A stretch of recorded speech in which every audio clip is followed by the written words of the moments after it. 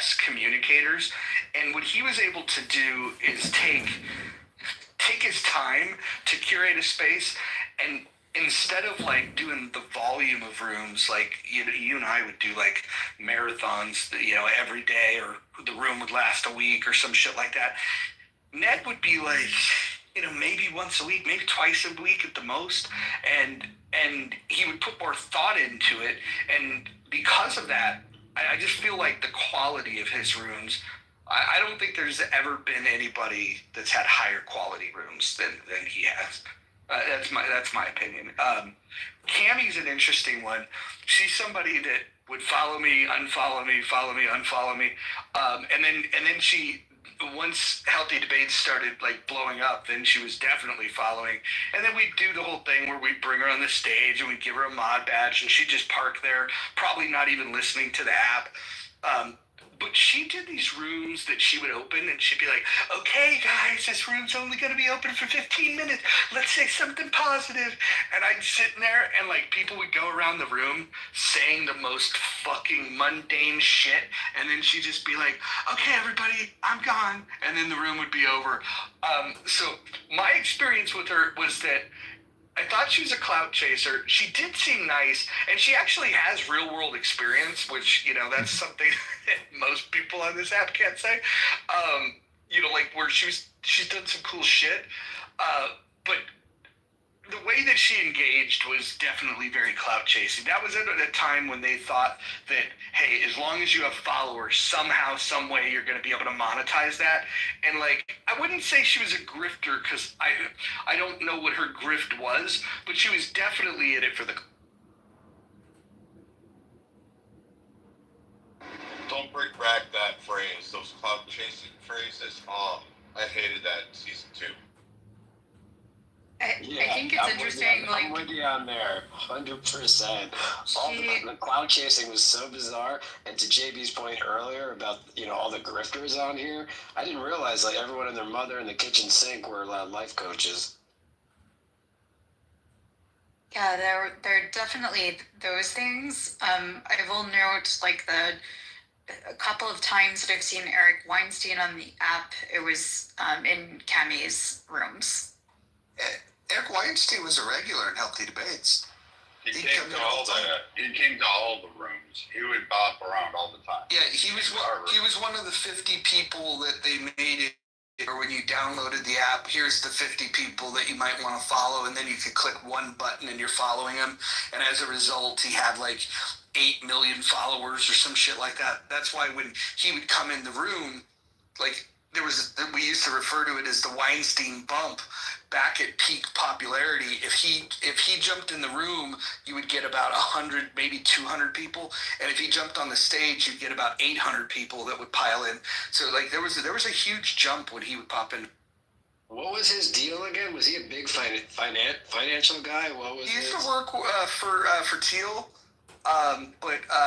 but he's a mathematician, but I think most of the things that people would know him for is just being part of that quote unquote intellectual dark web, and going on the podcast circuit and talking about things that used to be people were uninterested in. It used to be people would listen to Drive Time or Sports Talk Radio or whatever, and then when that explosion of like these public intellectuals came, he was just one of those. Him and his brother Brett.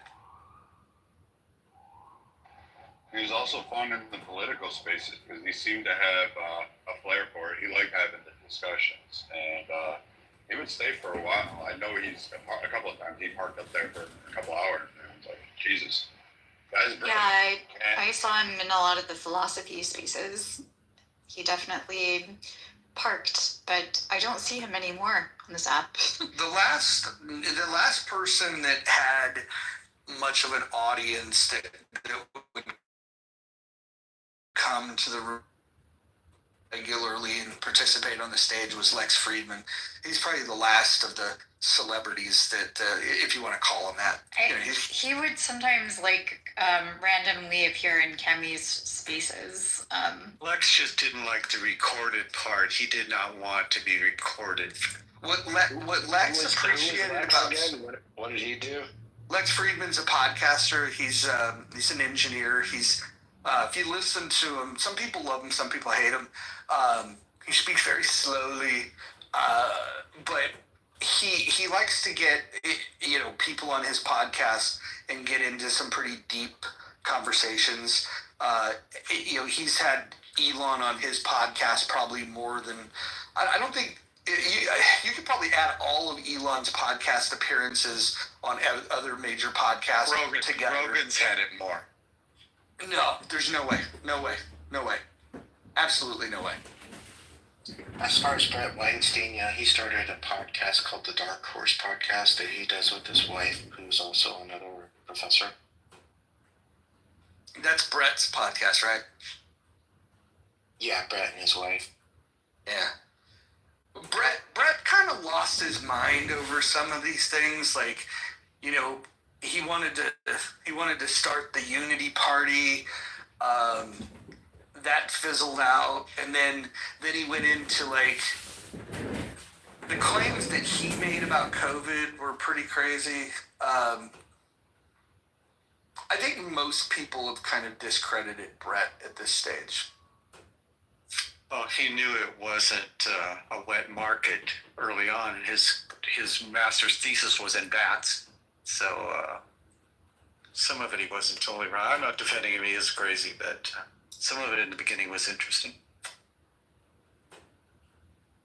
I mean, I think that's totally fair. I think he fell prey to that, though. I don't know if it was the thing that we refer to as audience capture now. I don't think it was quite that.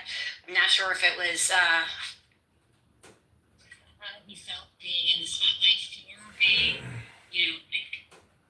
considered heterodox and having a point of view that he stood by that was later proven incorrect. But it's as if his ability to discern fact from fiction or base a claim on evidence as he had before was completely lost to that moment of glory. He first came on. Okay. No, sorry, I was just gonna say, and I don't know that he's come back from that. It's pretty sad. He first came on my radar because he and his wife were both professors at Evergreen University in Washington State, which is one of the most liberal universities in the country, and declared that used to be. They sued and won a large court case from them. They used to. No, yeah, yes, that's why he first came on my radar, and there was a day that they wanted all the Caucasian people to stay home, and he thought that was ridiculous and went, and then they ended up protesting, and they got both of them fired. Yeah, that's also the university tied up physically the president. Those protesters tied up and kept the president in his office and made him communicate without hands moving because his hands were offensive. Pretty crazy period. I wonder whatever happened to all those COVID, the ones that were eventually debunked, all the Dr. Copeland types. I really wonder what happened to them because they used to have such a massive following. And even some of the people on the stage, I'll point to one. I don't know if she's still here because I'm driving, but these people were going from room to room and regurgitating all of that stuff. And I find it fascinating that they're no longer on the app. It's just wonder where they went off to, and just kind of wish they would come back because it was entertaining for. Dr. Catherine is still on here. You said Dr. Copeland. Dr. Copeland been on the app within the last month. I just saw him within the last month or two for sure. You know what was funny? Dr. Catherine was pretty well liked on here by most people. And when she got over to Chatter, she was one of the people that would turn on her camera and she would just sit there and pose for the camera and do duck lips and drink wine and then she'd get up and she'd dance. It was very fucking bizarre. And even though I thought she was, I don't know, I wouldn't say I liked her, but I didn't dislike her. Most people were like, "What the fuck is up with this chick?" It was like when she was on Chatter, that's when everybody was just like, "Dude, she's a weirdo." Oh, she's just having fun, you know.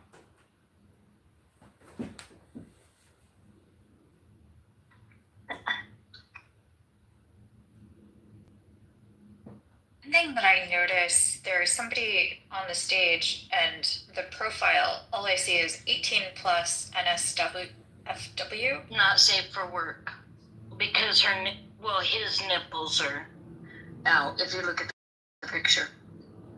Sorry, I'm not able to see it. And yeah. Well, the person is clothed, but it's because, I don't know, whatever. It's just the breast area, but it's a funny picture, but I can't change it, and they won't help me change it. It's the craziest thing.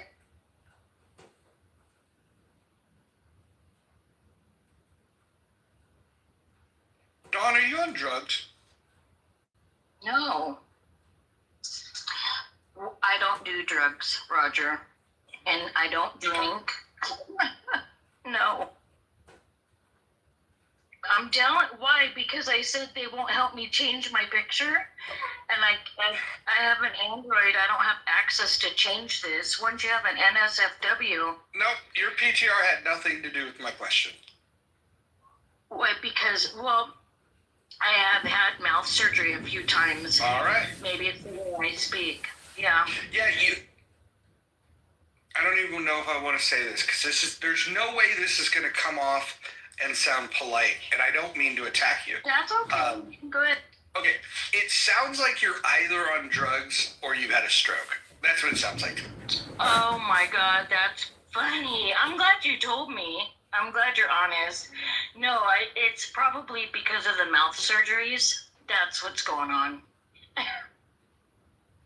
No problem, and I have no beef with you. I think you're a sweet person, and I appreciate your presence, Ollie.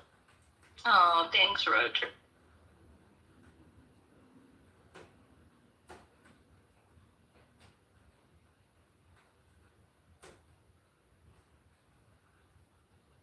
So did we determine who killed Clubhouse? Can we agree that it was the boring people? Yeah, it would. I say I never chimed in. I say it was the trolls. Not single-handedly, but I think the trolls played a major role in killing Clubhouse. The trolls. I blame Hikima. If he spent less time creating children and more time focused on the app would be a better place. 100%. So basically, if I stay off the app, it'd be better. Okay, Brian, got you. I mean, you already have a football team. I mean, you might as well add a baseball team and a lacrosse team and a soccer team. He made at least one superstar. You got to admit. Not a superstar yet. I think the decline emerged when, like, how many users there are became a higher priority into, like, is the content, like, good? And quality had been gatekept because people had invites only, and their accounts had to be represented by somebody who invited them. And so there was like an accountability process that occurred in the beginning that doesn't exist now. That I think is where things started to unwind or decline. Even though, like, if you speak other languages, like, there are large rooms that occur, like Chinese rooms, for example. Yeah. But getting more app downloads from India probably could even just be like a farm. But, like, are these actually active users? I don't know. Well, they do have Indian rooms that run all day that literally have thousands of people in them concurrently at any time. I think a lot of different perspectives have been brought up, and while I think each of them in their own merit may have some impact, I think that the people that killed Clubhouse were makers of Clubhouse. You know what I think is it's not productive. It's preventing people from meeting new people. So when I look at my hallway, right, I think this is the entire Clubhouse world, and it's not. It's not even 1%. So there are so many more rooms and people that we aren't aware of that we don't have access to. And I think that that's what's holding growth back also. You know, another thing that happened that killed the political rooms is that once the election got close, well, actually, once the election ended, political rooms were pretty dead because people that were center left didn't want to be in the room with people that helped Trump get elected. And so that was a big thing. They were, I think they were embarrassed. I think that their predictions, they didn't want to have to stand in front. They just didn't want to hear Trumpers brag. And so they just disappeared. And they didn't disappear. They went into their own little echo chamber. And that's unfortunate because the good rooms all had one thing in common. And that was trying to bring people together from different ways of life and different ways of looking at the world and bring them into a conversation. Maybe this app has a chance after Trump's out of office, and maybe, you know, maybe when Trump is gone, you can get people together that want to talk to each other again. But I think that the political conversations are going to continue to be circle jerky. But I mean, here's the thing that we noticed with like my group, like the political compass. Like we first, it's a full-time fucking job, just like you and Kelly running Healthy Debates. It's a full-time fucking job. You know, it's not something that you can't just put thought in. You have to put in designs, format. You have to do research. And my team and I, we would spend our time in our off. Like we'd have discussions, call each other on the phone, and work. You know, the night before, like, all right, everybody got their little packet. Does everybody have what they want to talk about? Do they have it down pat? You got the counter arguments. And so we would look at those and we'd say, all right, we're going to curtail it this way and make sure that we try to stay in this area of the topic and not veer too far off. And that, you know, sometimes it worked, sometimes it didn't. But you're right. Like, a lot of people would come in and they would bridge gaps. And we did for a while there in the midterms. Trying to get people registered. We were offering people like how to go about it. We would find their locations online, where they go. We'd do a lot of research and help. And people were like laughing at us, but you know, like we wanted people to go vote. That was our big thing. But I don't know, if I were to open a political compass today, all the topics would just drift with what the PC is. Like if you look at political correctness, their topics is just anything anti-Trump. And it's just weird. Nothing is good. No trade deal is okay. No steps towards peace is fine. Nothing this man does is at all good. And then you get like the Victoria trolls that just will continue to go on and on and on. And it's boring. Like, what are you going to fight?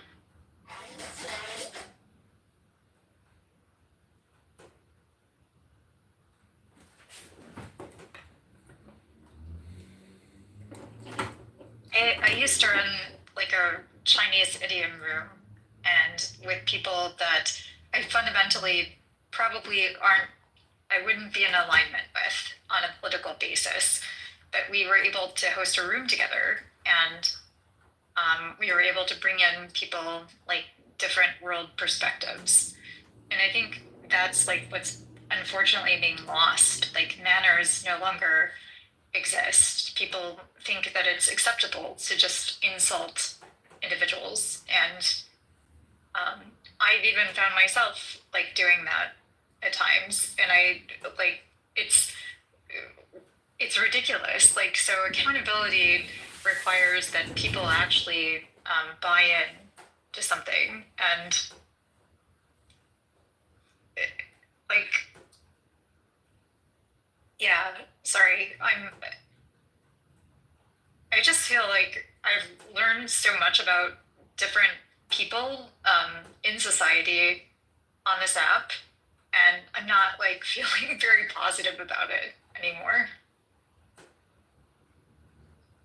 You know, I think you're right, but I have to tell you, I really like how you articulate every word properly. It's beautiful.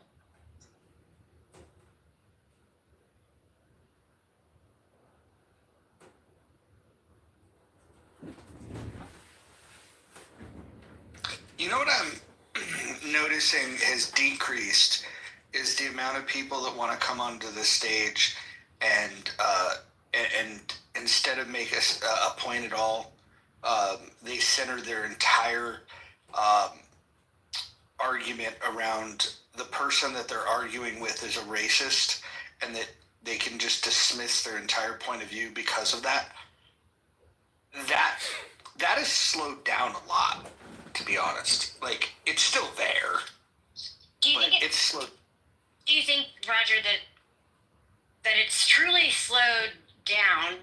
I mean, I think generally speaking, it has slowed down. Like we talk about, I don't know, the direction that we're going, whether it's media, social media, interpersonal interactions. I think that it has. On this app, though, I'm curious if you think that slowdown reflects what we're seeing in the rest of the real world, or if it's because maybe the biggest perpetrators of that kind of thing, they don't present themselves in mixed company on the app anymore, as you were just saying. Like there aren't diverse points of view on very many stages like there was. And so, because I've noticed the same thing, but I don't know that it's an improvement as much as it's just a reflection of the lack of engagement. I think it's also a fatigue. I think the racist fatigue thing is really starting in across there. You'll hear like black fatigue or ratchet fatigue or liberal fatigue or MAGA fatigue, you know, for the left. And you'll hear this time and time again, Kelly. And I just think people are just so sick and tired of like, okay, everybody's racist. Who gives a shit? Let's move on. And that's pretty much the context of what every discussion I've been in. And even on Twitter, where I'll jump on and listen, like no one has time for it. And in fact, those people that were screaming the most are often the ones that are just booted down and forgotten about. So I don't even know if Gunther Shackelford, if she came back, I don't know if people would listen to her. I honestly don't. I think she would probably be dismissed. I think they would just not give a shit because they're just like, we're so tired of that one talking point that you just constantly only comment on, and you have nothing else to bring to the table. Yeah, I think there's a couple things. So I think, Kelly, the idea that, you know, some of the people that would be most prone to do that, like if you had to put a name on it, it would be people like Dr. Articulate, right? Like that would be like the poster child of that, right? They're not going to show up in a room like this anymore. They just won't. But also, the reason why I think they wouldn't want to is because there was a time where if somebody came and said, "Oh, hey, Roger, that's very racist," I would actually stop and think like, "Oh, did I not say my point clearly enough? Like, you know, like maybe I need to restate my case." And I felt like I had to defend myself.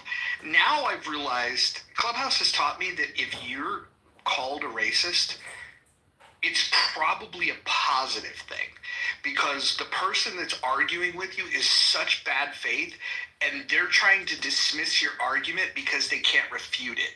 And so what they want to do is label you something bad, so then, you know, in an attempt to try to beat down your argument. And I think once upon a time on this app, it was effective because people in the audience and people on the stage would go, if this guy is racist, I don't want to align with him. But now, because, you know, they've cried wolf so fucking much, the average person doesn't give a fuck. They're just like, oh God, the race card again. Ugh, get over yourself. And so now, like, I don't even bother arguing with people if they tell me that that they think that I'm a racist. It's amazing. Yeah, that's fair. That's fair. The main reason I asked the question, though, and then Victoria, you can jump in if Roger doesn't want to reply to this, is because it still happens in spaces where that kind of interaction is welcomed. Obviously, it's not happening in like a contentious way, right? Unless someone random like happens upon one of their stages and they get chewed up and spit out, but. And I don't even mean to like make a claim against one side versus the other, because this is something I notice in left-leaning spaces. You have other behavior that you'll see in right-leaning spaces, and like we already said, we don't have much cross-pollination. Anyway, seeing that happen makes me like I understand that it's still one of the weapons that people are using to fight in the quote-unquote big war, I guess, whether it's a culture war or anything else. So it's still happening. I think you're right. They're probably not going to get the feedback that they would get before, the satisfaction, etc. And the incentives are different on Clubhouse than in the real world. I think ultimately the thing that it makes me recognize is that the echo chambers are the biggest thing that I think will keep people divided. I don't even mean just on Clubhouse. If you only watch Fox News or you only watch MSNBC, if everyone in your family you share a political point of view and you don't talk politics except for with those people, like that's going to be the worst. That's going to be the thing that contributes to however long we like sit in this purgatory of having very little in common that we recognize. Yeah. How are you guys seeing it on other social media? Like, because I agree with what you're saying. Like Facebook, for example, there was a time where, the families were having it out with each other. I feel like the purge has already taken place, where the people that don't want to argue or don't want to hear the other side, they've just blocked each other, and I don't think that's a good development. In fact, I think it's a pretty bad development.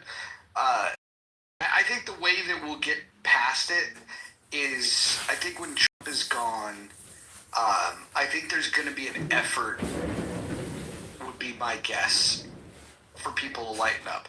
If by the way, if the left wants to repair the damage control to their image, they need to get a sense of humor. They don't even need to change their perspectives. All they really need to do is just get a sense of humor and a sense of humility and quit acting like they know it all. And if somebody the whole own the libs thing, if somebody makes a joke and makes a mockery of a leftist position, the most powerful thing they could do is, instead of trying to battle and refute it and call the person a racist, all they should do is just laugh and say, "Oh, good one."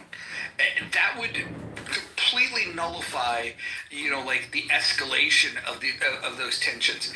But I think what's weird is, when I was a kid, the stuffy people, the people that didn't allow criticism, were all on the right. And now it's like it's shifted to, it's not that the right it doesn't do this anymore, but now the left is doing it way more extreme than the right ever had. And so that's why I think the middle have abandoned them, is that the sanctimonious assholes, there's more of them on the left now than there are on the right. And I think that's probably the big. I don't know. I think a lot more people abandoned the left, as evidenced by their online footprint, their podcast decreases, their reach, their favorability ratings in polling. In fact, they lost in an election that we all knew was coming, but the left was very hyper focused that they were the way forward and everybody should agree with it. And then you see the world at large refuting back on the ideas of where the left was once there. The Angela Merkel faction of Europe is more or less ostracized out of politics now. They're getting pushed out, and they're being rebelled against by the people that they govern over. So I don't know if you're going to get the left to agree to that. I just think a lot of people are just leaving the left, saying, I just can't deal with it, and they just keep growing smaller and smaller, and we'll just start over under something post-Trump. We'll just have this bigger tent that we'll just have defection out. I think the biggest factor that I am at least observing is just like we're not appropriately socializing people into society, and we have like when I was growing up, at least I was a Girl Scout, and that Girl Scout promise, on my honor, I will try to serve God and my country, to help people at all times, and to live by the Girl Scout law. Like, we're not, like, there are a lot of people that don't even know what the Girl Scout promise is, or just haven't fundamentally been included. And I don't want to fault them for that, but I do want to fault like the states that are taking resources away from educating people, or providing these types of platforms for people to be socialized. And I think the vast majority of Americans would actually agree, like on certain social, like form a social contract and agree on many policies and terms. We politicized everything. It's baffling. It is. I agree with you. I don't like, and I'm just trying to point out something that I think makes this more difficult. When you say everything has been politicized, yes, but it's difficult in my mind to call that problematic. Even though I appreciate the outcome that you're trying to point to, like you even politicized your response to then say that things are too politicized. Like I think when some of the institutions that were relied on for a long time they don't keep up with the needs that they're meant to meet, and people want to see change. They want to see that change. I don't know that people always have the correct solution, and that takes time. But when there's trouble, it's meant to be politicized. Now I get it. You don't want that to mean that people cannot be friendly with one another. But let's just take the example of you saying, I blame the states that have taken resources. I can appreciate that, and I even think I can defend it, but I could also defend someone who would argue with that and say that, socializing a child should not be the state's responsibility, and I mean the government, whether we're talking about a state or the federal government. And I think that it would be fair for people to have that conversation, or even to feel that way. Maybe they would be incorrect. Maybe they would be correct. I don't know. That's where the conversation goes. But how far are you from thinking that even though you blame the states that take resources and don't socialize children, how far away are you from being able to say, like, that's my point of view, but I think it's fair for someone to not think the job of the government?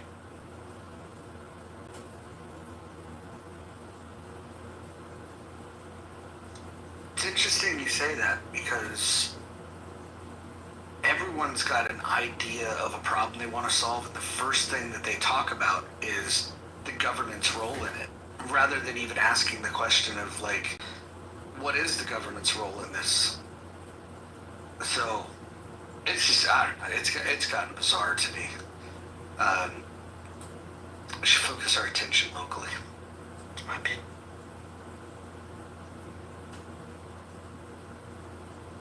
So what I was referring to is, unfortunately, there are localities, probably not where you live, Mojo, but there are localities in the United States that don't have substantial resources and rely, unfortunately, on U.S. federally allocated taxpayer dollars. those are the communities that are feeling like they've been dismissed. They're the flyover territory, etc. And we're seeing like the consequences arise. And But that's been a 50-year, 100-year freaking fight. Like the flyover countries, the Rust Belt, have been complaining for fucking a century. I mean, since the 70s. Like that's not a new argument. That was something that was actually held by, like, I would say one side of the political aisle much more vociferously. Not that they did as much as they promised, nowhere near what they promised, but they used to be that champion for that. And now to hear it come from another political faction, it comes across as hollow because, remember, they just cling too tightly to their Bibles and guns.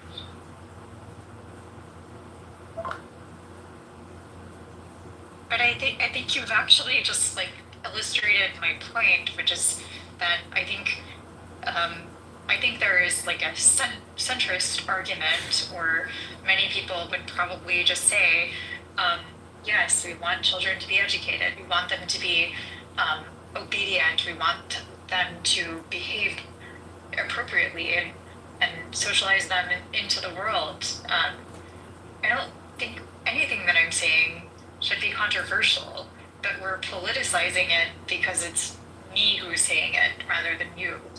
That's actually untrue. I don't know, unless you're speaking specifically, Brad, but I don't know why you would assume that someone politicized it because you, Dismal, made this statement. I was very clear and tried to even speak slowly and ask the question in a way that if you didn't understand it, it would be easy enough for you to say so and have me restate it. But I only asked you if you were able to set aside your belief of what is true, not set it aside so that you don't believe it anymore, but set it to the side long enough to appreciate that there might be an honestly held opposing point of view. Maybe that point of view is wrong, but other people may say it differently, and sometimes, for fuck's sake, and sometimes at least being able to acknowledge that is half of the battle. But you couldn't even acknowledge that. You just disregarded what I asked you altogether and restated and then made an accusation. Kelly, I've honestly had to set aside beliefs that I held, that I thought, oh, this is true. Like the US is a moral authority. And I've reviewed the evidence right now. Victoria, honestly, please don't do this. Like, I feel like this has been somewhat productive. I mean, if you want to crash out, I'm sure everyone will enjoy it. But you can do this rant if you want. I've heard it 1,000 times, so don't do it for my benefit. If you want to answer the question directly, please go ahead. Otherwise, I'm not interested. I'm not interested in like the performance that you're about to do. But again, I'm not going to stop you.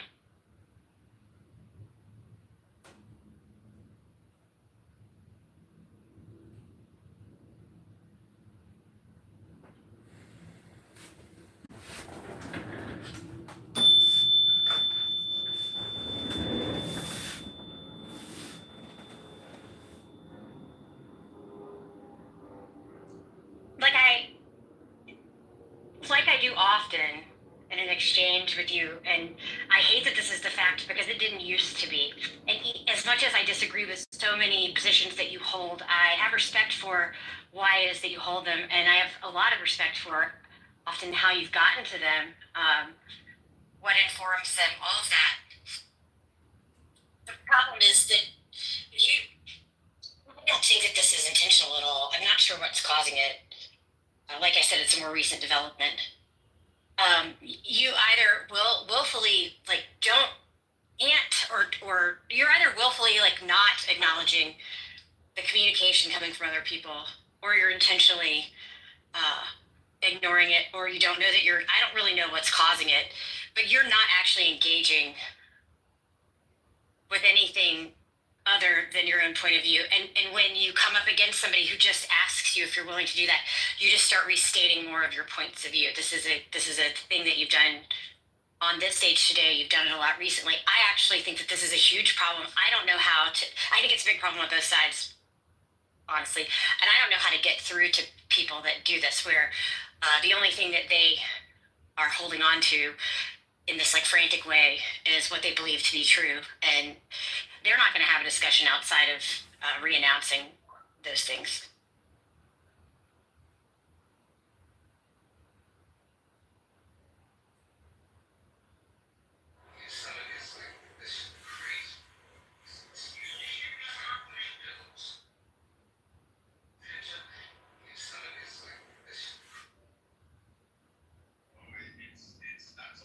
Well, that was fun while it lasted.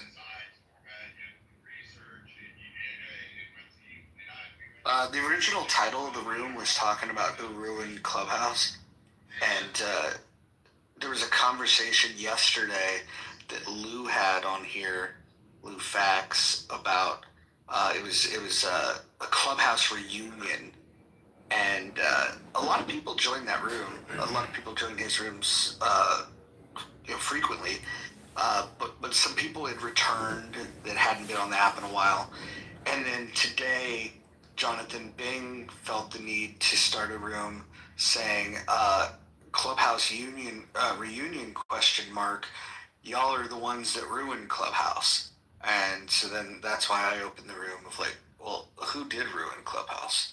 I would argue that Jonathan Bing should probably not criticize anyone on Clubhouse, considering I think he's probably the least interesting moderator that I've seen. I did like when he was on Spaces and we were in the early going of Israel's response to Hamas, and he was unapologetic about, killing the terrorists. I liked his take there, but boy, is he. I think you can make the argument that Jonathan Bing's type of room is what the biggest contributor to ruining Chatter, but rooms like his are what ruined Clubhouse also. So maybe you can make the argument that that Jonathan Bing is probably the worst thing that's ever happened to social.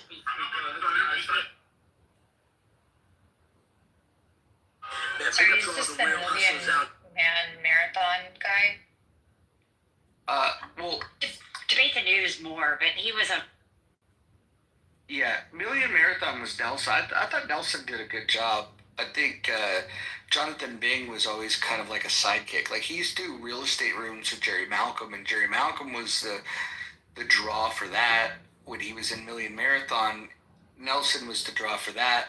Debate the News, similar. Like nobody goes to listen to hear what the fuck Jonathan Bing has to say. They just don't. Is Chatter still a thing? Like, is that app like actually live? Do people go to it? Well, let's let David respond to the question that Roger asked. Roger has a great question. We talked about it, but it's occurred to me, because we haven't heard Kelly. I'm just going to say this. You're what I've missed in Clubhouse. I didn't realize it until I heard you today, but thanks for your point of view and how rational you are. So it's been good to have you back. I'm offended, David. I guess I should be proud. Thank you, David. I've missed these stages, but carry on. So go ahead.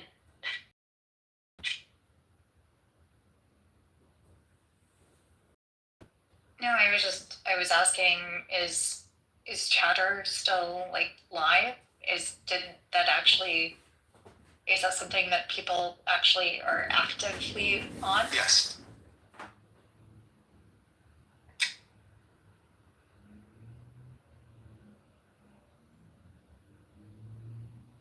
Well, obviously not now, because nobody in this room is on it now, I would imagine. Yes, after now.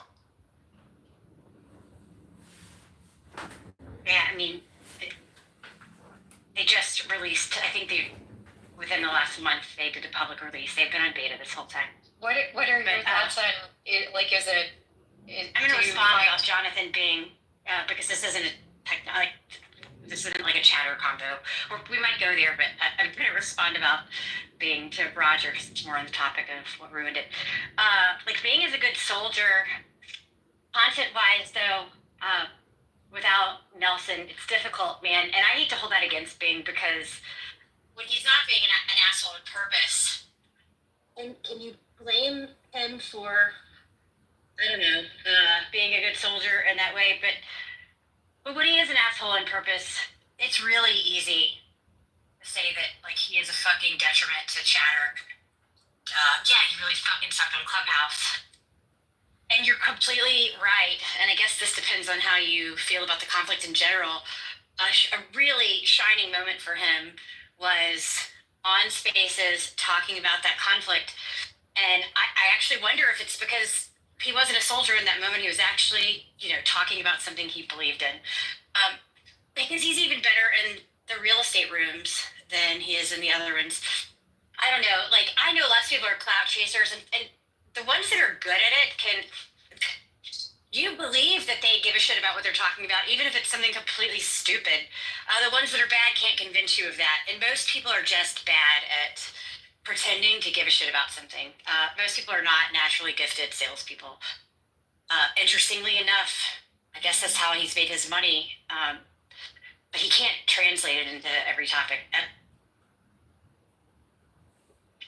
And he is just he's petty. That's why it's not because he's disagreeable or boring. It's because he's petty. That's what makes him toxic.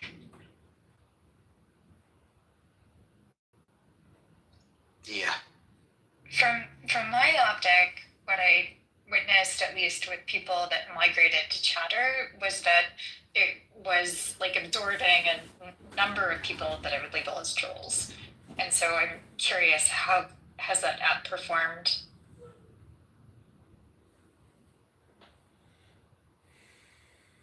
Why would you say they're trolls? They were not invited. They didn't join Clubhouse with invitations or people that can vouch for them. They were the worst of the worst. Victoria, if you had to say, you've been in my rooms a lot. What would you say are the worst qualities that I have in these spaces? What do I do wrong? What critique?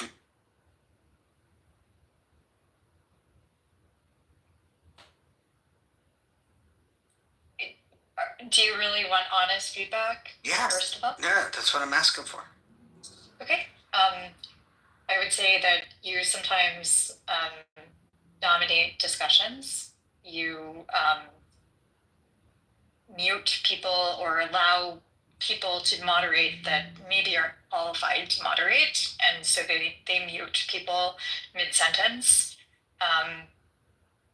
But I think you do, I would offer as good or positive feedback that you are able to bring people in, and people obviously want to join your conversations. So you're succeeding at that.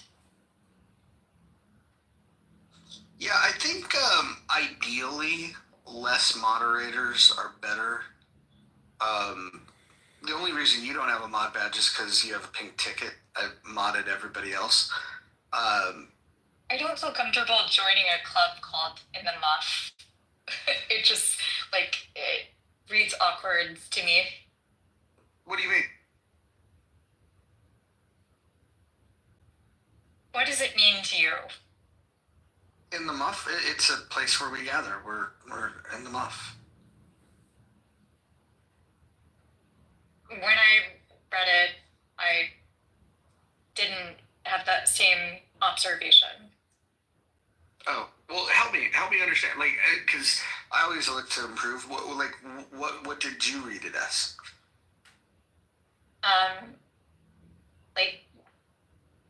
basically just an indecent name. Oh, I see. Like, no, okay. So I hear what you're saying. So, like, where is the etymology of this term? Have you ever played golf? No, I mean Okay.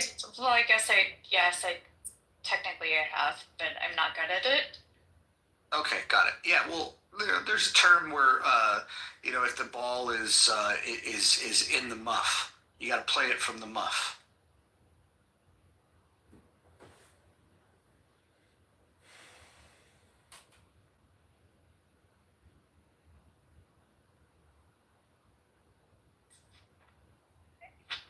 I just think that you could probably change the name of the club, and it could be like more positively like responded to. People would want to join. Okay, so what if I changed it to being positive in the muff?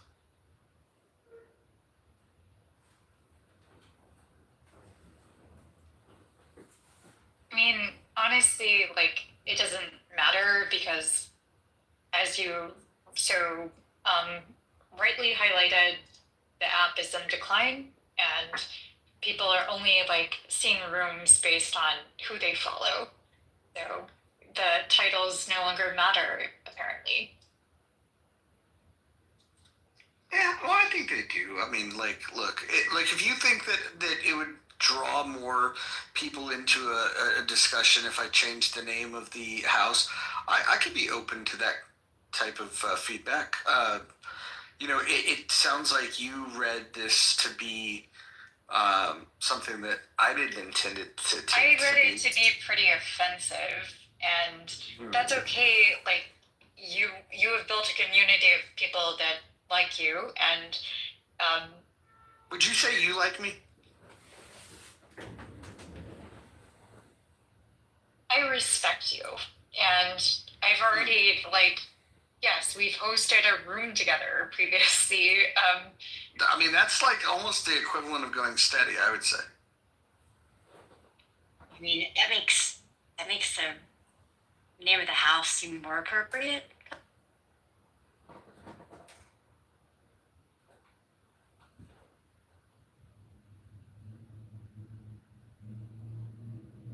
So getting back to you respect me, and I appreciate respect is a good thing, and it's typically earned. But my question was, do you like me? You kind of pivoted from that? Do you not like me, Victoria?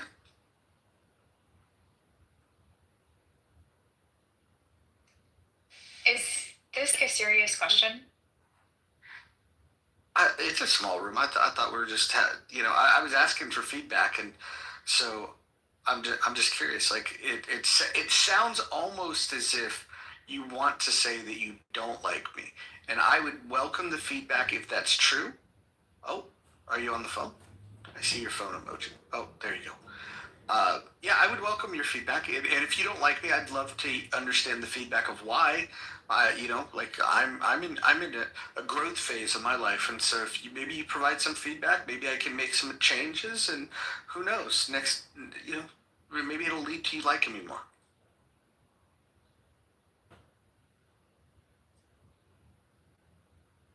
Sorry, I keep getting a call. No, I think, I mean, yeah, I generally like you. I like Kelly. I like even Brad, and many people in this application that. Who do you like better, me or Brad? Sometimes. Who do you like better, me or Brad? Sorry, what? Who do you like this better? Isn't a but there is no. We're dudes. There's always a competition.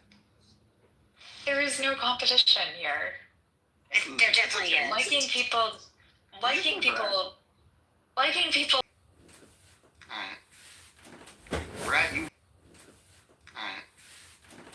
Brad, you win. You won her over. I concede before any challenges preempted, so she's all yours. She can't resist Thomas Hidden Church. That's a good point.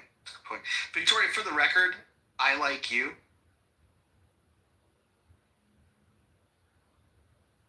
Period.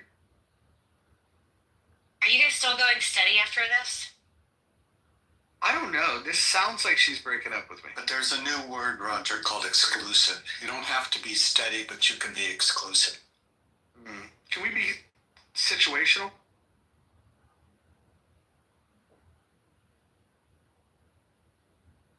Even I better. don't know. This whole conversation is making me pretty uncomfortable. Is that because you're attracted to me? That usually happens, right? Like, you make people nervous when they're attracted to you. Would you say you're nervous?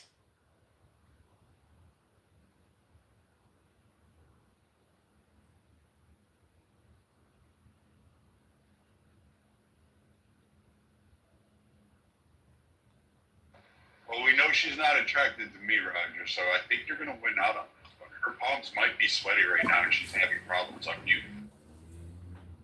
No, it's okay. I don't want to badger her. I like Victoria. Like I said, I like Victoria, and we hosted a room. I thought it was a good room. Thought she did a great job of co-hosting with me, and I don't know. I wouldn't say that was. I don't think wedding bells were happening, but I think for Clubhouse we went steady once. This is less steady for sure, though. Yeah, if you do like this, like I'm getting the same feeling that you get when,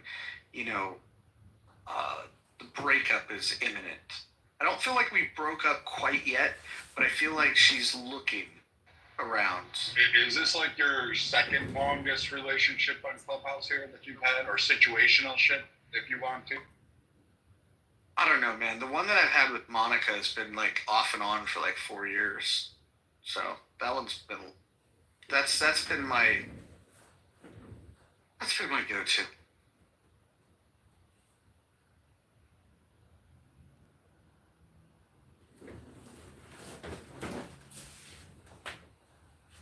Although Monica and I have an open relationship now. Is she even on this app anymore? I don't hear her voice. Would you acknowledge that she has one of the best voices of this app?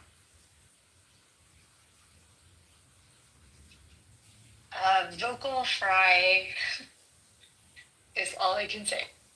Well, that's necro. I don't think. Do we think Monica has vocal fry? It's something more like the baby stuff. She makes every topic seem like she is entering the world for the first time. So I agree. Her voice reminds me of all those stupid Disney princess movies from back in the 90s that I was forced to have to watch or take my daughters to that I can't stand, or like the movie The Last Unicorn, the voices on that one. That's how you can tell I'm a father, the fact that I know a cartoon named The Last Unicorn. I think that's what her voice reminds me of, and I'm just like, as a parent, you're just annoyed at the mere notion of that high-pitched voice. You're a good dad, Brad. I have to say though, and Roger's the person who showcased us. For all the reasons people state when they say they don't like Monica or complain about her, the go-tos are, at least as far as I know, still without evidence. Is that right, Roger? I want to just state for the record. I'm just curious. Like you were the one complaining about socialization previously. So there's just hold on. I just asked a question. I don't expect you to pay attention to me. A lot of people don't pay attention to me. Honestly, I probably just shouldn't say anything. But usually you can tell by the tone of someone's voice and the inflection at the end of a sentence whether or not they asked a question or just made a statement. And the polite thing to do, if one were well socialized, is to allow anyone to answer it. You sound too eager when you jump in that quickly. You don't have to give enough time for me to be sufficiently responded to at all. But to prevent from embarrassing yourself, you should pause so that people don't think that you were poorly social. Can I answer your question, Kelly? Please. Yeah, I don't think there's sufficient evidence to say that Monica's a racist. In fact, I used to challenge people if they had a screenshot or if they had a clip of her saying something racist, go ahead and expose it, and I would pay $500. And nobody could answer that challenge. Kima, do you remember what you offered as a submission of evidence that Monica was racist? Do you remember that? Yeah. With the ghost? It wasn't an attempt to win $1,000, but just to prove she was racist. Do you still have that image? Can you post it? I gotta find it. I'll try to find it. I got it somewhere. Give me a second. All right, cool.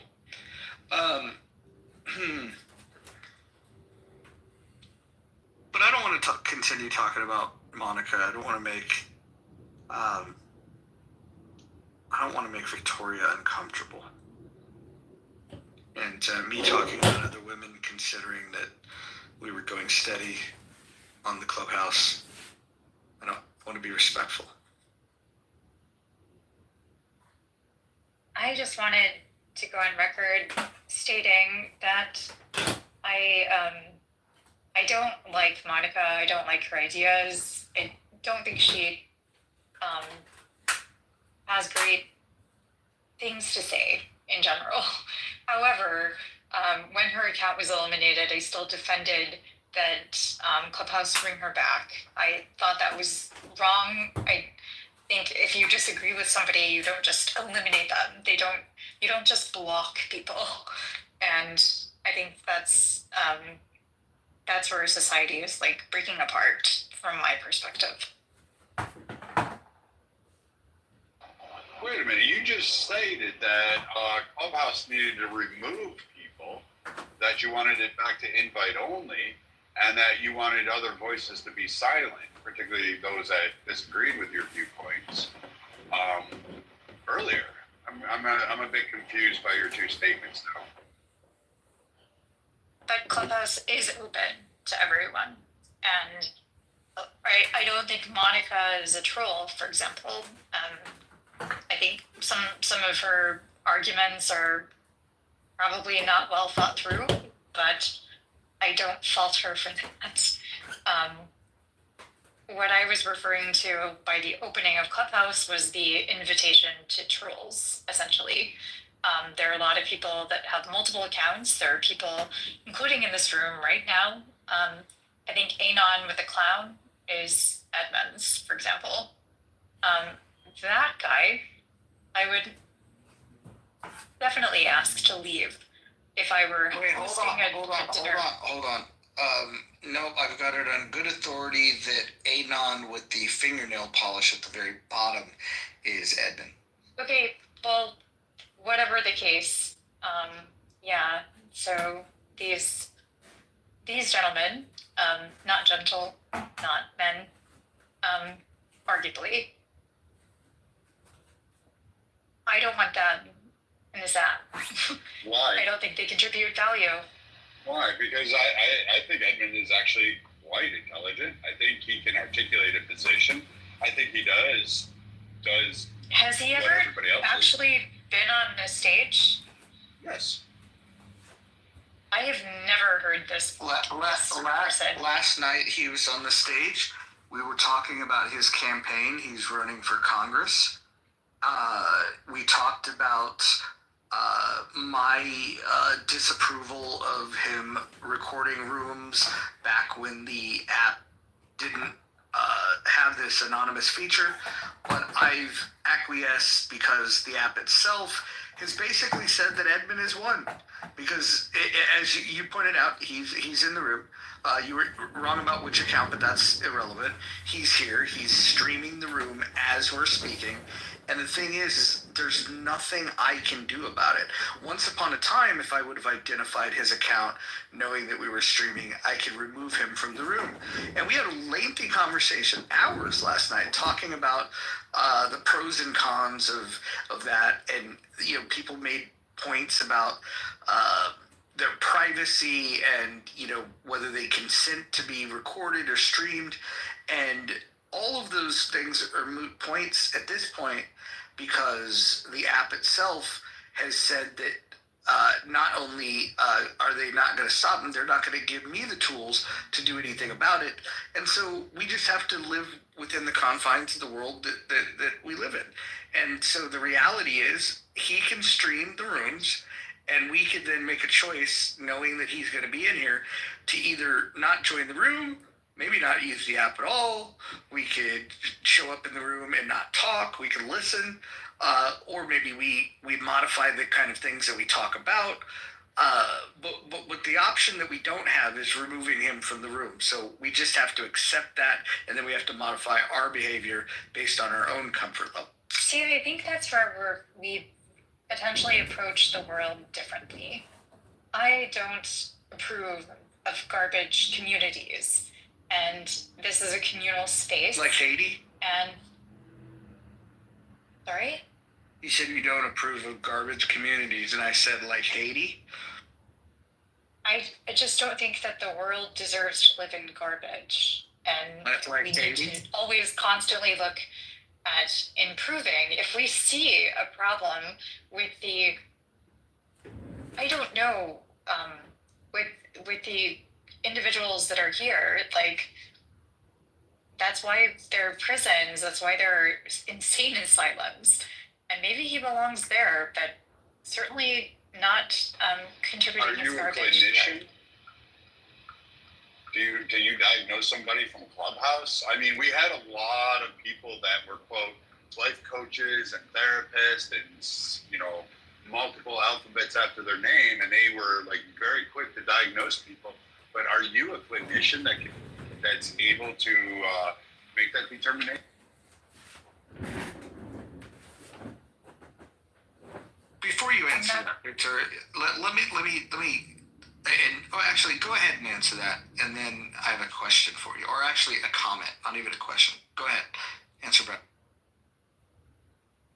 No, I'm not a doctor. I wasn't referring to this person as anything more than what he has presented himself. Maybe he I've just likes to observed. blow. Maybe he just likes to blow off steam, and this is fun to him. Some of us go to the gym and work out, and then you've got guys that will flex in front of the mirrors for half an hour while they're working out because they lifted 10 pounds on a weight. Hey, let's not make it personal, Brad. Come on. You've got other guys that think they're outdoorsmen because they went camping at a recreational park one time, and they're all of a sudden now fucking Bear Grylls. I mean, you know, there's all sorts. There's people that on this app have told me they know all about climbing, but the only place they climb is been in a gym. They only climb the little prefab walls that are there for their safety on the rig line. I mean, you know, I think Edmund is just doing what he finds fun, and this is fun for him. So, again, as somebody that has, and we had this conversation with him last night on the stage, he is trolled me harder than he's trolled anybody on this app. He created many fake profiles with my image and my username, created YouTube channels. He even did a movie, Roger Mayhem the movie. Nobody got trolled harder than me, and I didn't appreciate it all. But I will say, some of the things he's doing right now is incredible. And let me just get your opinion on this, Victoria. He doesn't just stream this room. He'll go into a room where you have people that are sympathizers with terrorist organizations, and he streams that. Not only does he stream it, he sends this off to news outlets as well as government agencies for law enforcement to review it, to figure out, you know, who are these people that are sympathizing with the terrorists? Are they giving aid in terms of money? Are they terrorists themselves? I think the work that he's doing right now, it's a service to Clubhouse. And this sounds crazy coming from me because I swear there's not a single soul on this app that was trolled harder by him than me. A close second would be Dr. Jordan. And Dr. Jordan and I were both in the room last night, and we agree that the things that he's doing right now outweighs whatever discomfort we may have had with being trolled. And so I think everybody's free to have their own opinion. If you don't like him, you don't like him, that's fine. But if I haven't heard him. I don't have an opinion on somebody I've not heard. all right, All I know let me see if I. Okay, hold on. Let me see. Hold on. Let me see if I can get him into the room. Can I add while you're doing that? In one of our other rooms that we gather, someone has his home address, which is on Edmond Street, and I believe in Illinois. And when we see him as a non at the bottom recording the room, we announce his full home address, and he leaves. Doesn't like that. Wait, who are we talking about? We're talking about Edmond. We're talking about America. We're talking about someone with 50 burner phones who's recording people and putting our voices on YouTube live. We don't actually know if his name is Edmund. We know his name is John Kitover. Yeah, we know his name is John Kitover. He's running for Congress, and in a district he doesn't live in. And yeah, definitely not a great guy. Somebody that we would typically just label as a douche and hope that he can encourage him to be better as a human. Why is he doing all this if he's running for Congress? Like, I don't feel like that's helpful. We thought that too. He's been doing it for 6 years. We live in a country with Donald Trump at the helm. These aren't like good or moral people. Do your best, Victoria.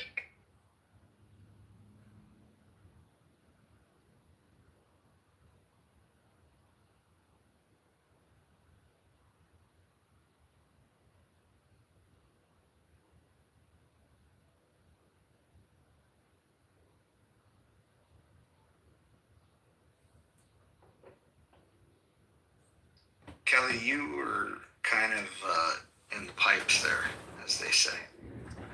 Fuck, I was just asking that Victoria do her best not to indulge herself and allow people to have their conversation. Well, we have a new title. Maybe we'll get him in here.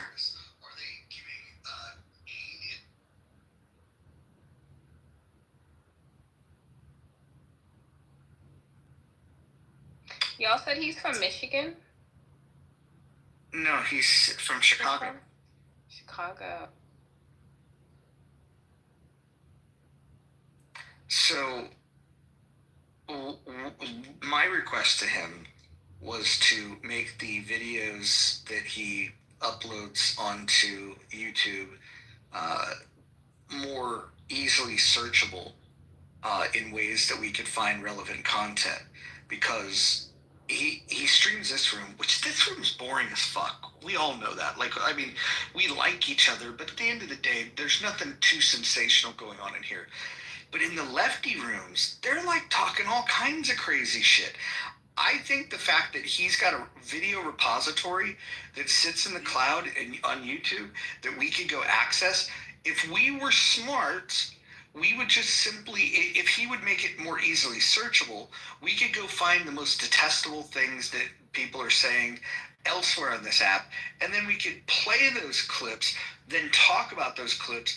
I think he is he is crowdsourcing content that we could then source and zoom in on and create our own derivative content from. And for that, I believe that he's providing a huge service. He needs to do that for healthy debates. Like, you know how we used to have those rooms? Like, if we had him doing that, that would have been cool.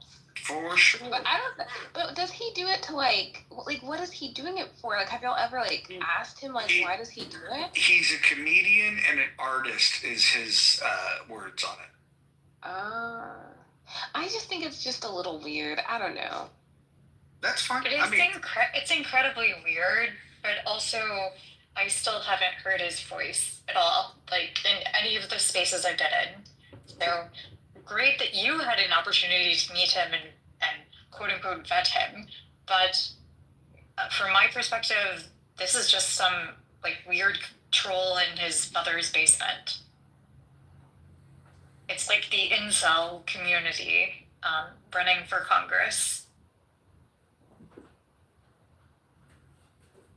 Victoria Like I just said, called you're me the free to incel dislike community him. running You're for free Congress. to not like what he's doing.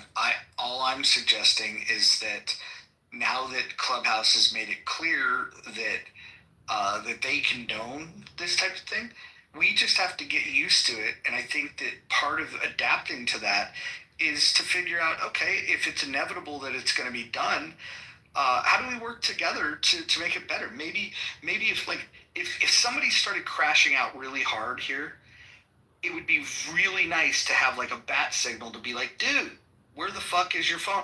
Like right now he's recording this, but if he wasn't, it would be very nice to be able to get a message, say, dude, you gotta get in here, you gotta record this. And some of the stuff he captures is really fucking good. He's got a clip of Dr. Jordan getting yelled at by these Jewish women, and it's some of the best content ever. He's captured some great shit, and I'm looking for the clip. Somebody owes me. They said that they're gonna find it, where there's something where Goat got shut down pretty hardcore, and so I'm waiting to get that content. Once I get that clip, we'll definitely play that.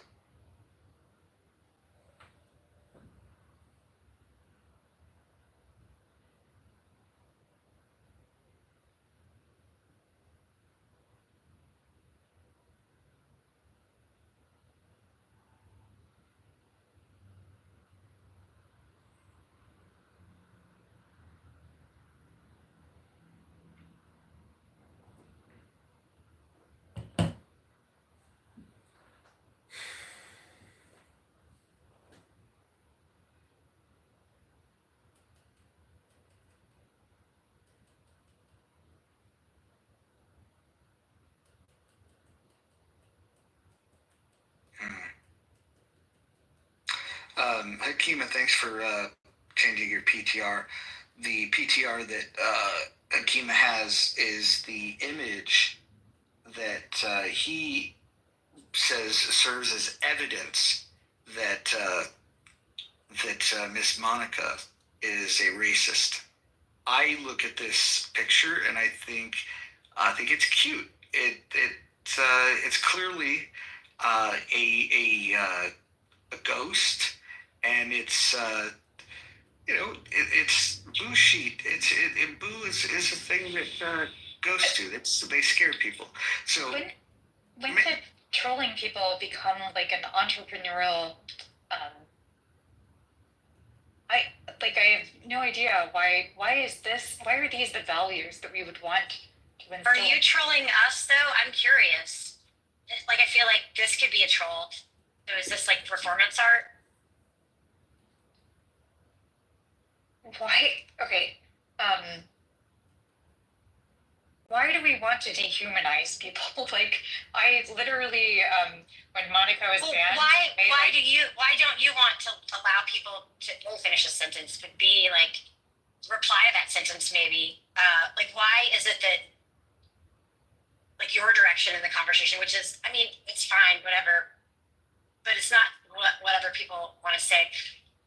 I mean, I do feel like this could be a troll. I don't think that it is. I actually take you far more seriously than that. But anyway, I'll just let it go. I don't know. Maybe just, like, give it fucking 5 minutes and let other people respond. First, just let people fucking... Here's a question for the room. And by room, I mean everyone on the stage and everyone down below. If you look at Hakima's PTR, do you guys think that image is racist in any way? You got to add the context that she put the PTR to go into an all-black room to sit on the stage with this PTR, and wasn't disagreeing with what they said, but just sat in that black room with this PTR. Who is she, Hakima? My favorite person, Monica. Shocker. Well, okay, so Hakima, make the case of how this image in a room full of predominantly black people being on the stage with that PTR, how is that racist? Can you walk me through? I mean, it portrays a KKK member. Like, It's a white sheet. The KKK number it clearly is what she was going for. Are you unfamiliar with the idea that ghosts are represented with a white sheet? Oh yeah, ghosts not real, but KKK members are. Of course, I know ghosts are represented with white sheets, but. So you think a reasonable-minded person would look at this and say, "Oh wow, that must be a KKK hood"?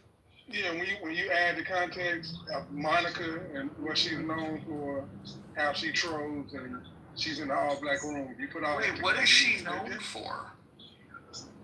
The same thing that you put a ransom out for to prove that she's racist. She's known as a racist.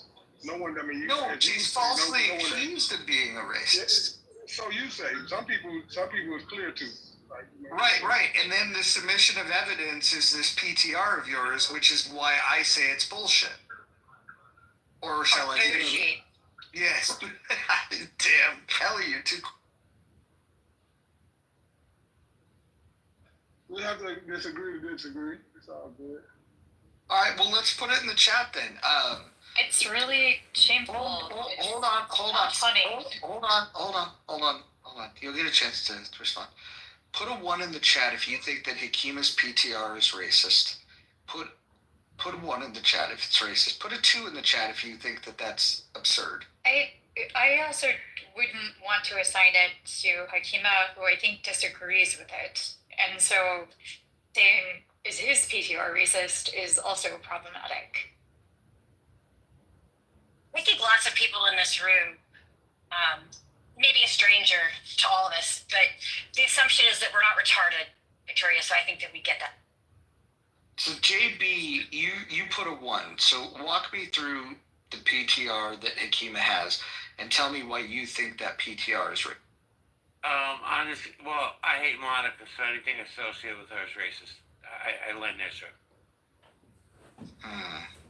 I defend Monica. I understand why people don't like her. I understand that. I do believe she's a troll. I've told her that to her face.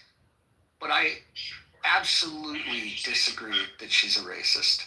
And I've put up cold hard cash for anyone that could prove evidence that she's a racist. I'm gonna say this. I think she's the most misunderstood person on this app. I agree with that. And again, she doesn't have to be your cup of tea. There's a lot of people. Like, look, Yeah. Victoria is not everybody's cup of tea, and here we are having a conversation. But if somebody made up some false accusation about Victoria, I would defend Victoria if the accusations were false. I think the claims that Monica is a racist, I think, are baseless. Well, Victoria also gets pretty privileged. Monica don't have that luxury. You're going to make her uncomfortable. She doesn't like compliments. Donald Trump complimented her, and she didn't like... Well, she don't like compliments from men.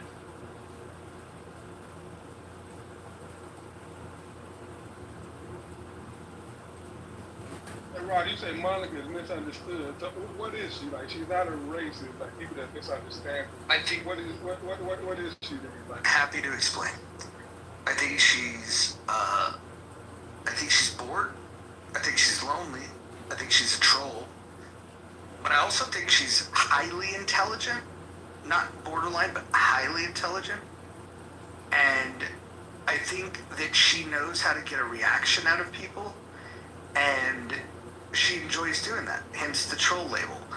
And for people that get triggered easily, they tend to and they exaggerate the claims about her. And I would love to entertain, what is the most ridiculous thing that she's ever done on this app? The thing that you find is beyond the pale? Because I've yet to hear anything that's that bad. The worst thing that I can say is that, she's co-modded in rooms with guys like Sean Coleman, who I think Sean Coleman was a piece of shit. That's my opinion. I also think that Sean Coleman was an intelligent guy, but I think Sean Coleman legitimately had let's just call them some controversial views, and I would call him out for it. And I think her modding rooms with him, people did the guilt by association thing, and I'm not sure if that's fair, because if you were to ask her about her opinions, I don't think that she shared the same opinions that Sean Coleman had.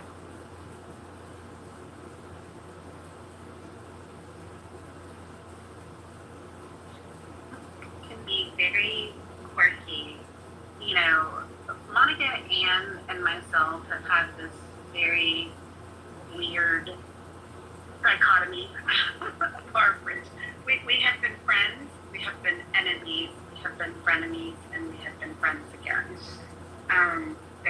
There's like this long historic dynamic with the three of us, and she's definitely an acquired taste for some. She will argue until she's blue in the face. She thinks she's standing on a principle, and I mean, she and I have had these arguments where I'm just like, but Monica, do you just not see where this is not logical? And no, I don't. Like, I agree with you. I do think she's incredibly intelligent because she reads a lot. I think that she does have an obsession with race discussions. Can I just say this? An appeal. Yeah. I don't think it's an obsession with race discussions. I think she understands that race discussions create opportunities for a troll to trigger people that are overly sensitive. And I think that if there was another way to trigger people as a troll, she would do that. And so I don't think it's the fact that it's about the race. It's about those are the discussions where you find the overly sensitive people. Yeah. Yeah, maybe more recently as time has gone on, I could say that maybe she's kind of branched into that territory. But I really do think she has this obsession of feeling like nobody can make me feel white guilt. Why do I have to feel white guilt? And so I think there was like some kind of weird intrigue with this whole race thing for her. I mean, I'm like, Monica, why do we do this? Why do we do this time and time again? Because she sets herself up in these rooms, and there are times when, I mean, they just go down on her. Like, I can't even sit and watch it. It just hurts me because you know her heart. I've had way too many personal conversations with Monica. If she was not that racist, I would know. I would absolutely know if she was racist. And it's just this weird hope that she's got that she just cannot seem to let go of.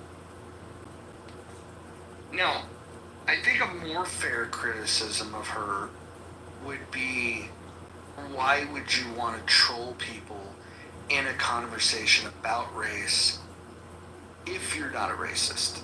Like, that's a fair question. And I don't even want to speculate, but I'll ask her that. Because I agree that those are the types of rooms that she starts, those are the types of rooms she gravitates towards, and she understands why people think she's a racist. I don't know. I've known actual racists, and I will here's the one common thing that I can tell you about the racists that I've met in my life. They don't hide the fact that they're racist.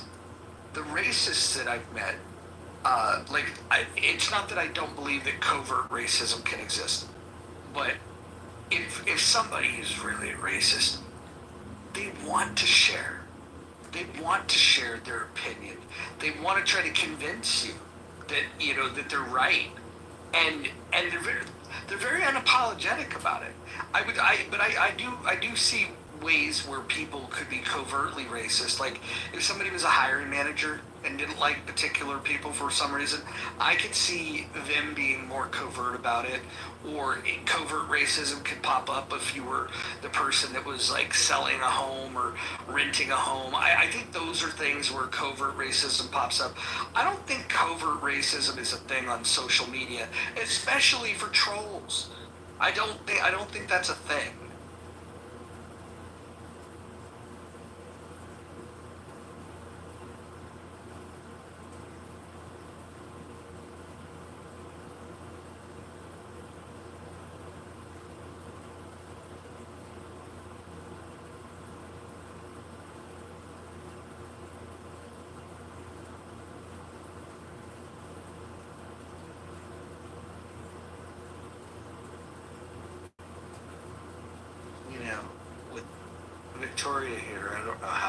continue.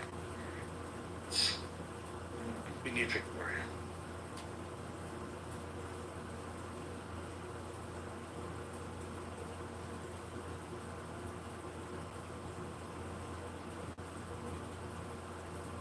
Did you guys see that there's somebody in Chillism that has an image of my PTR?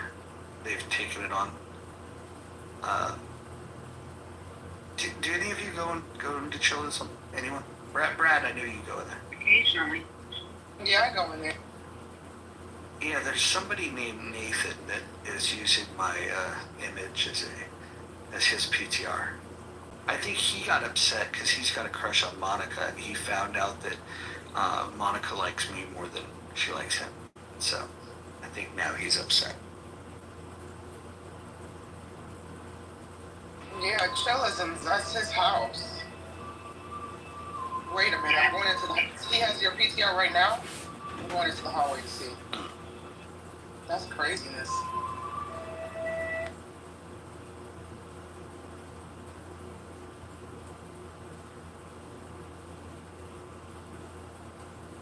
Give me a second, Roger. I was in the store. You were asking about Chillism. Jane, I don't see color.